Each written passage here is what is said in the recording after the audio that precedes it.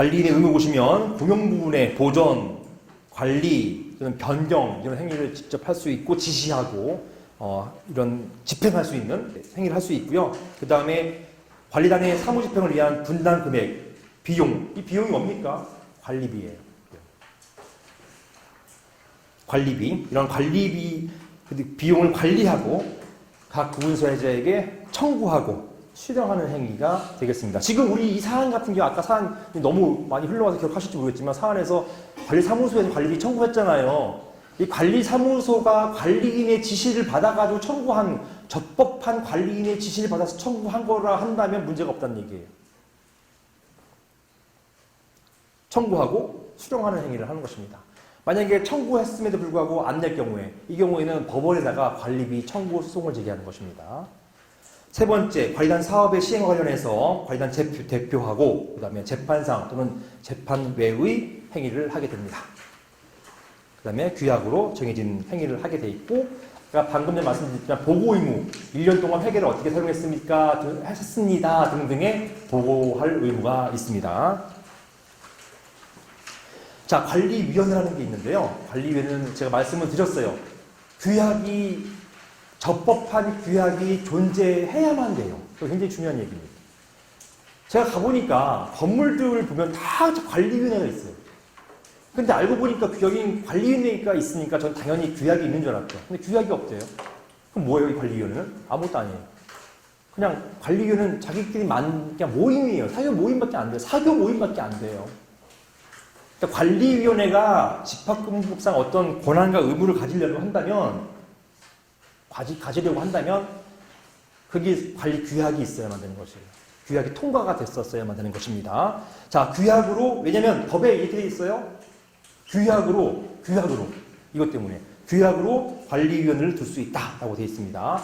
제가 쉽게 표현한 겁니다. 관리인은 대통령이에요. 관리위원회는 국회예요. 국회는 주로 업무가 뭡니까? 뭐 입법하는 것도 있지만 주된 게 대통령의 권한을 감독하고 감시하고 이런 역할이잖아요. 그런 역할을 하는 것이에요. 자, 점유자도 관리인 선임 행위에 있어서 독자적인 의결권을 행사할 수 있다고 말씀을 드렸습니다. 자, 나머지는 됐고요. 관리위원은 대신에 점유자가 안 돼요.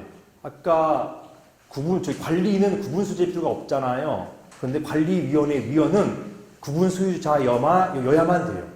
구분 수유자만 가능합니다. 이게 법에 규정되어 있습니다. 자, 밑에 보시는 것처럼 규약이 있습니다. 자, 구분 수유자 그러니까 의결권의 각 4분의 3, 75%죠.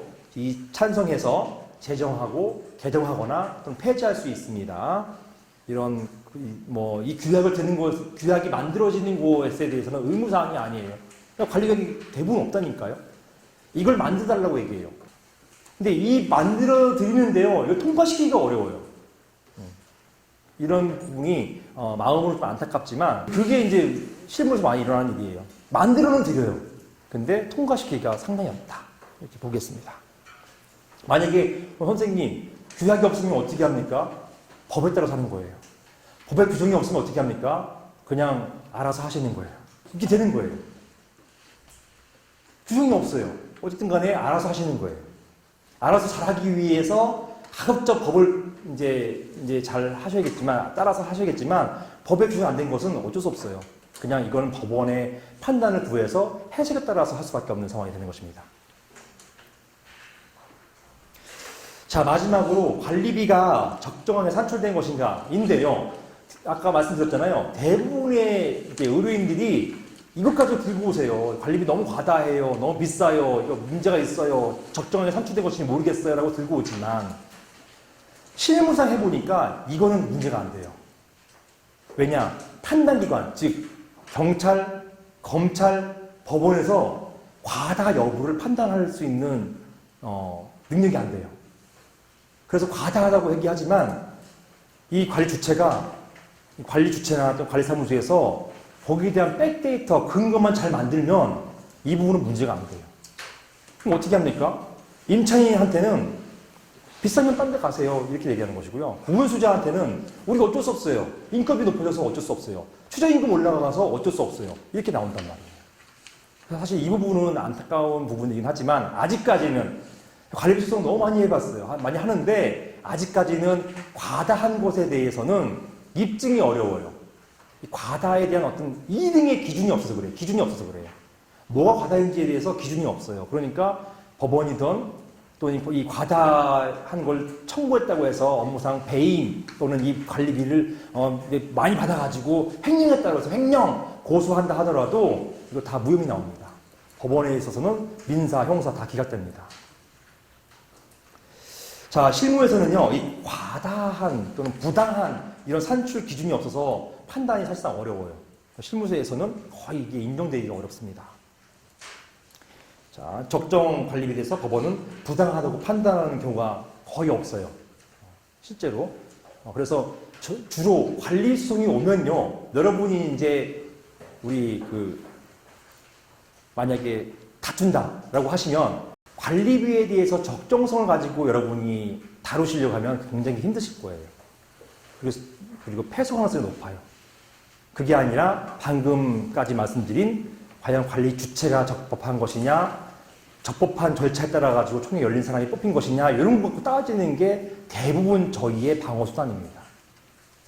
그러니까 1, 2, 3, 4번 중에서 4번은 크게 아직까지는 효용성이 없습니다. 판례가 뭐 전향적으로 판단한다든가 경찰, 검찰이 전향적으로 이걸 이제 수사해가지고 기소를 하지 않는 이상은 지금까지는 약 10년 동안 똑같았거든요. 바뀌지가 않을 것입니다. 결론적으로 자, 갑에 대한 관리비 청구는 적법하게 소집된 통상의 관리단 집회에서 구분 소유자 과반수, 의결권의 과반수의 동의로 선임된 적법한 관리 주체, 관리인에 의해서 청구되어야만 적법한 것이다. 우리는요, 받은 우리 이 의뢰인의 변호인으로서 할 수 있는, 변호사로서, 대리인으로서 할 수 있는 말은요, 이 부분 따라서 당신들은 적법한지 밝혀봐라. 적법하지 않으면 관리비 청구할 수 없다. 이렇게 하는 것입니다. 관리비 청구가 만약 기각됐어요. 기각됐으면은 종전에 청구했던 관리비 이거 다 뭐 최고의 의무밖에 없잖아요. 최고의 의무밖에 없고 이거 다 기각됐기 때문에 종전에 1년 동안 만약에 수송이 1년 걸렸어요. 1년 동안 했던 관리비 안 내도 되는 거예요. 자, 관리인이 만약에 적법하게 선임되지 않은 경우에는 이런 관리비 청구는 부적법해진다라고 해서 저희가 기각을 구할 수 있게 되는 것입니다. 근데 만약에 관리인 선임했다는 것을 철저하게 입증하면은 어쩔 수 없어요. 그다음부터는 그냥 내야 돼요. 그러면 이제 우리가 할 수 있는 거는 법원에다가 조정 신청합니다. 조정 신청을 해서 적절하게 관리비 금액을 조정하고 싶다 이렇게 해서 조금이라도 깎아주는 게 우리의 이제 대리인으로서의 의무니까 그렇게 하는 경우가 많습니다.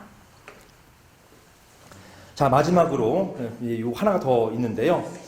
자, 성북구에 이제 5층짜리 상가가 있습니다. 자, 이 상가의 관리단 회장 의리라는 사람이 있고 건물에 아직 엘리베이터가 없습니다. 없어가지고 입주자들과 손님들의 불편을 겪고 있습니다.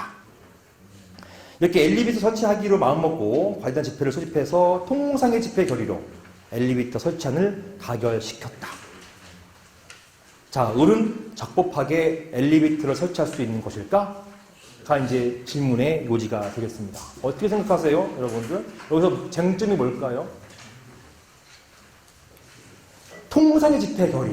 여기에 쟁점이에요. 자, 엘리베이터를 이렇게 설치하는 거, 이거 좀 보니까 적지 않은 거죠. 그 공사 규모가 적지 않잖아요, 그죠?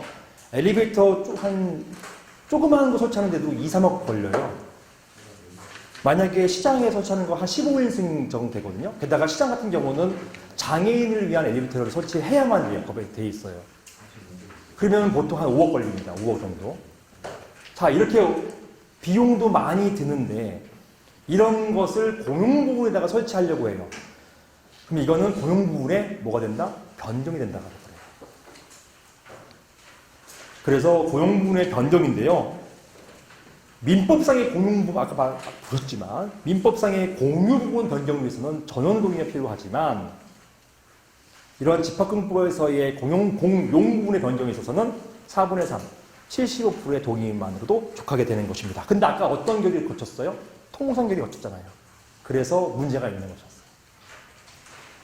실제로 이제 요거를 이제 하려면 이걸 이제 설치하려면 구청에다가 대수선 허가를 신청해야 돼요. 우리 이 건물에 큰 거 설치하겠습니다. 이런 어떤 걸 이제 알려주는 대수선 허가를 신청하는데 그 이유는 뭐냐면 건축법상에 이 건축물이 변경이 초래되는 거거든요. 그걸 위해서 대수선 허가를 신청하는데 허가를 안 내줘요.